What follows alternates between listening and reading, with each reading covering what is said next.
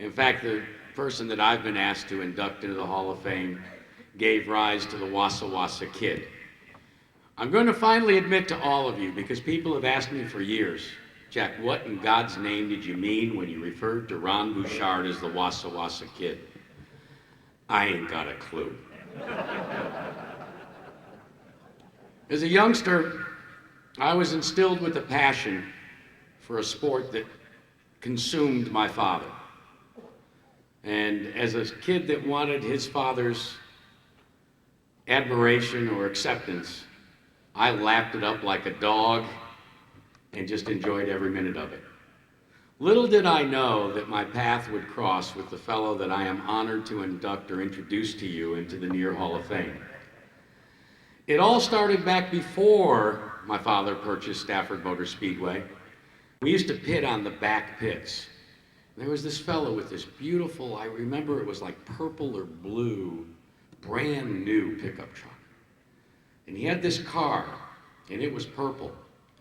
And a fellow by the name of Jerry Dostie was driving it that night, and lo and behold, it's a restart with one lap to go, and he has Jerry Dostie on the pole.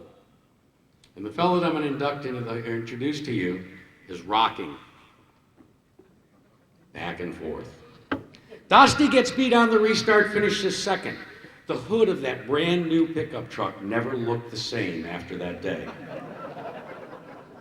That was just issue number 1 with me and Bob Johnson.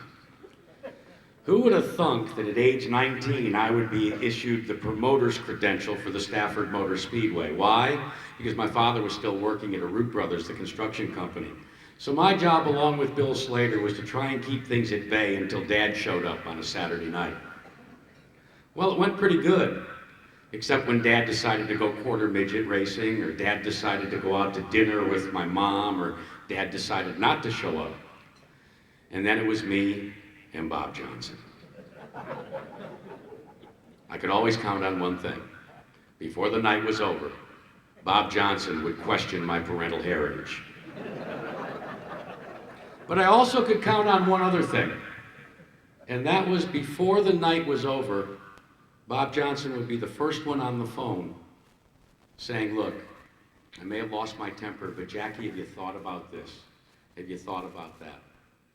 And as I began to grow, and although my father would beg to differ, I like to think as I began to mature, but he insisted at age 57 I'm still a kid, I came to respect Bob Johnson.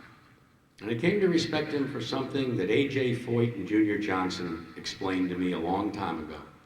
And that was that in the sport of motor racing, there are people with passion and there are those without. Bob Johnson and his wife Gussie had that passion. They brought us the likes of Ron Bouchard.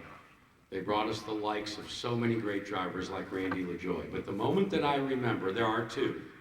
I'll deal with the best moment first, and that was at Talladega, Alabama, when coming down to the stripe for the end of the race, a car owned by Race Hill Farms and tooled by the same Bob Johnson was coming across the stripe to score one for New England, and he won the Talladega 500 with Bouchard behind the wheel. There was only one problem.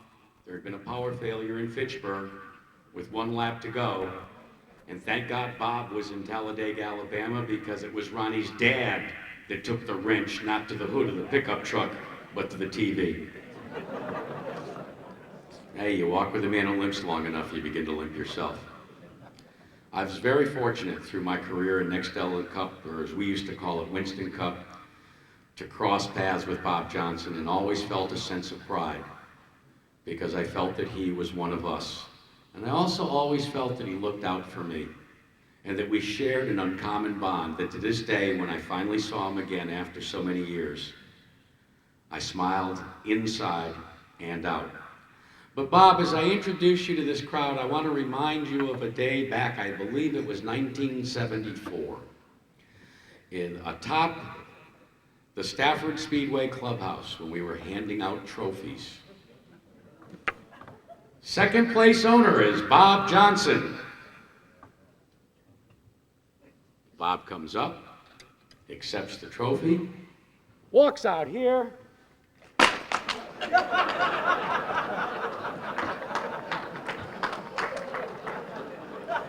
What all of you don't know is this little son of a bitch packaged it up and sent it to him collect UPS. Ladies and gentlemen, Bob Johnson. Some of it's true. Let me start with just saying, this is a real honor for me to be here. And I want to tell you, this is the awesomest event that I've been to in auto racing in 40-some years. I've raced in the South for a lot of years. The South don't have nothing compared to this. Let me tell you, this is true grit racing, these people that are in this room. And it's supported the way it's supported. When I walked in here, I couldn't believe it. And you ought to be proud of yourselves because it's absolutely amazing. It is. And it's just, in the South, when you're kind of retired, they forget how to spell your name, you know? But when I walked in here tonight to see the talent and the people that are in here, it's absolutely, totally amazing. It really is. And to get back to Jackie's stories a little bit, we probably had a few run-ins over the years, and I know one time I got barred from Stafford for a couple weeks because of, we had a few little issues.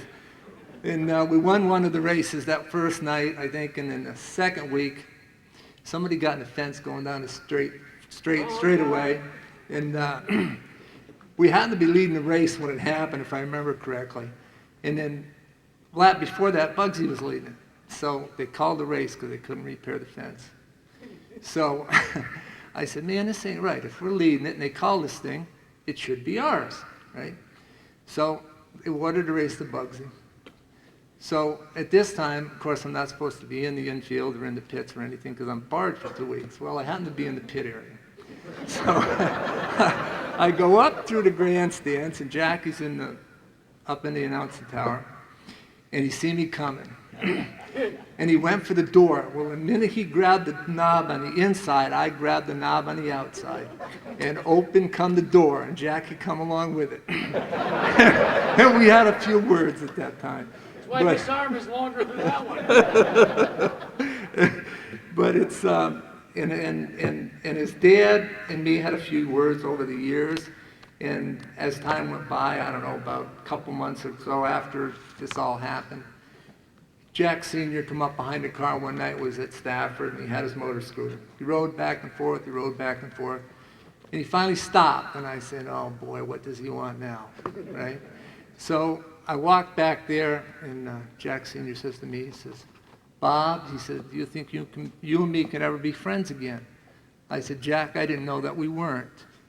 And from that day on, we was just like this. He's a great person, and we all miss him.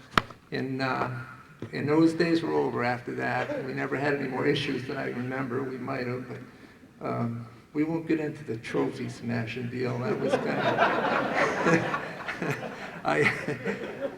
of, it was kind of, we'll just drop that one anyhow. It did happen, and there was more to it, but we'll just leave it as big. But I got a lot of people to thank over my racing career.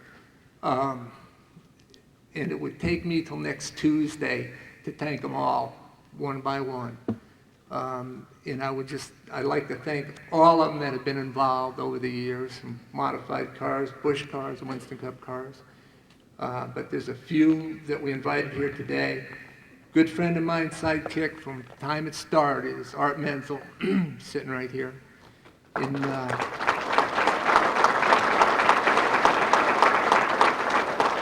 another great friend of ours and the family's is taught me how to build my first race engine back in probably mid-50s, early 60s. Taught me a lot about auto racing.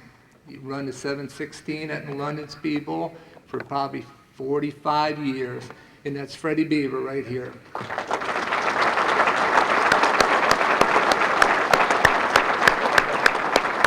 And I can't thank them people enough, what they've done for me over the years.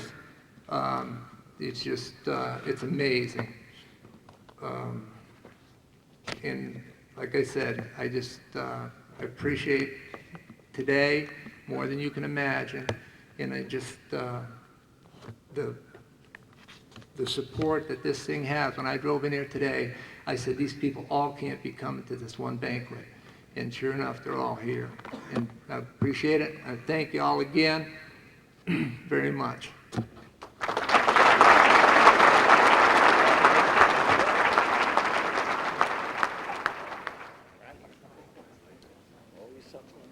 You made me do it. Gee, Bob, you shouldn't feel so bad. There's really a place where people who have been banned for a short time at Stafford Speedway wind up in the New England Auto Racers Hall of Fame.